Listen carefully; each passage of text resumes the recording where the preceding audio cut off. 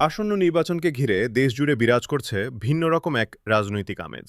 শহর থেকে গ্রাম, সবখানেই আলোচনা এখন নির্বাচন কেন্দ্রিক।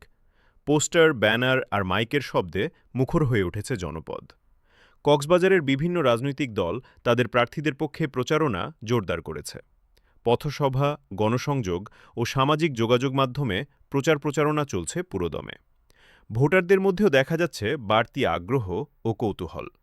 অনেকেই আশা করছেন এবারের নির্বাচন শান্তিপূর্ণ ও অংশগ্রহণমূলক হবে। বিশেষ করে তরুণ ভোটারদের মধ্যে ভোটাধিকার প্রয়োগের বিষয়ে সচেতনতা বাড়ছে। চা স্টল থেকে শুরু করে কর্মস্থল, সবখানেই আলোচনার কেন্দ্রবিন্দু কে জিতবে, কার প্রতিশ্রুতি কতটা বাস্তবসম্মত।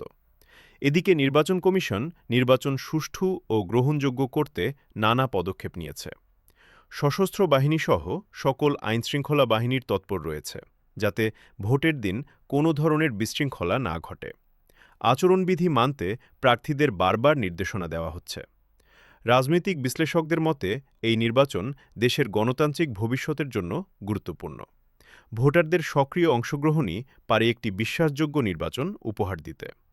এখন সবার দৃষ্টি ভোটের দিনের দিকে। জনগণ তাদের ভোটাধিকার প্রয়োগের মাধ্যমে কাকে দায়িত্ব দেবে, সেটিই দেখার অপেক্ষা। নিউজ ডেস্ক, সমুদ্র বার্তা।